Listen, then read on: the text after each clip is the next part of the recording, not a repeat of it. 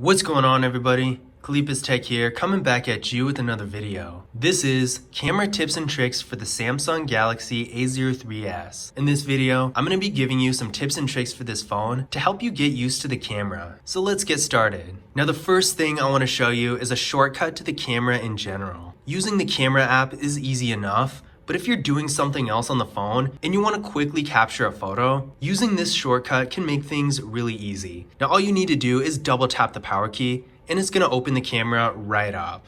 This is really useful because say you're on some sort of app and you want to capture something really quickly, all you need to do is double tap the power key and it's going to take you right to the camera. Now the next thing I'm going to show you is how to use the macro camera. So we're in the camera app right now, and what you're going to want to do is go to more, and the macro mode is right here. Now, when you're in macro mode, be sure your subject is close enough to actually get a good shot. In addition to this, once you're done with macro mode, be sure you exit out of it and go back to the normal mode, because otherwise you're not going to be able to get good photos. The next thing I'm going to show you is how to make a burst shot. All you need to do is swipe your shutter button like this. And now you're going to have a burst shot saved to your photos. So as you can see right here, we got the burst shot with a bunch of different photos. Now, in addition to creating a burst shot, you can also create an animated GIF. So to change this function, you're going to go to settings, and right here where it says swipe shutter button, you're going to tap on this option right here and change it from burst shot to GIF. Now, instead of creating a burst shot, when you swipe your shutter button, you're going to create a GIF instead. And there we go.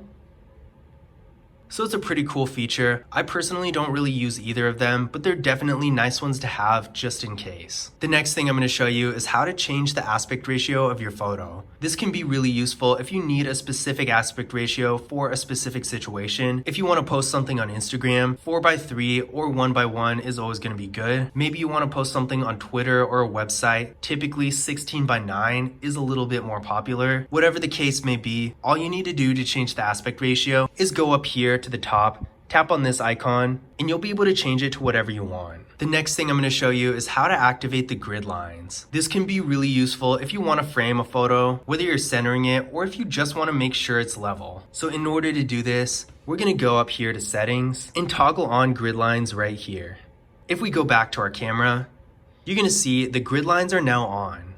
Once you're done with them, go back to settings and turn it right back off.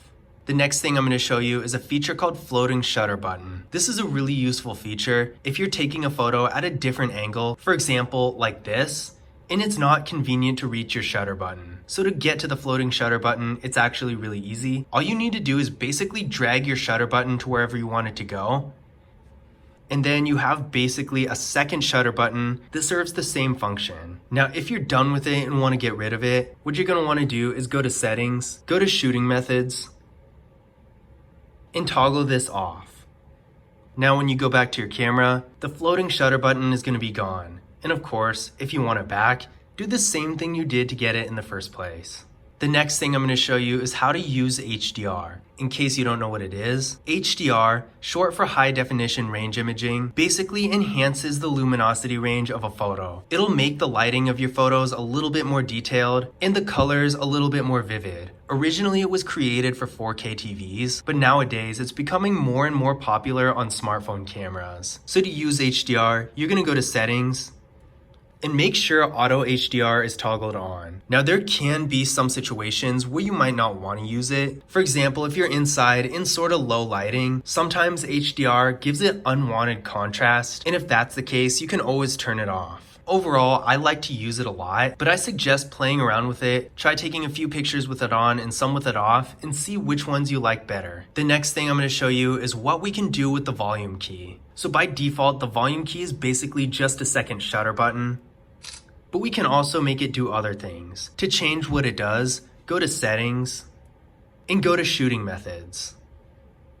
Up here, we have the option for the volume key. You're going to tap on this button, and now as you can see here, by default, it's going to take a picture or record a video, depending on the mode you're in, but you can also have it zoom or control the system volume. So we're going to select zoom, and now if we go back to the camera, the volume key is going to zoom instead of activating the shutter.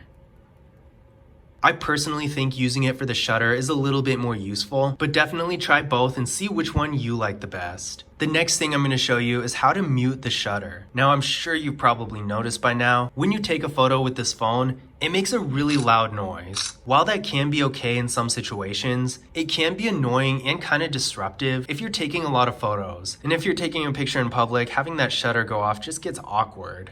So I'm going to show you how to turn it off. So we're going to go to settings and go down to where it says shutter sound. Right here, you're going to want to toggle this off. And now if we go back to the camera, it's not going to make any sound. Now the last thing I'm going to show you is how to use the timer. The timer is really useful if you're taking a more hands-free type of photo, like a selfie with the rear camera or something like that. It's also really easy to activate. All you need to do is go up to this icon right here, tap on this, and you get the option between 2, 5, and 10 seconds. And as you can see, it doesn't really last long, so definitely make your selection fast. As you can see, I set it to 5 seconds, and now if you press the shutter, it's going to count down from 5. And there we go, the photo's been taken. Now, once you're done using the shutter, be sure to turn it back off because it's not going to turn off by itself. And I'm sure it would be really annoying if you're trying to take a normal photo and it starts counting down. But those were my camera tips and tricks for the Samsung Galaxy A03s. I hope you guys enjoyed the video and I hope you found this information useful as well.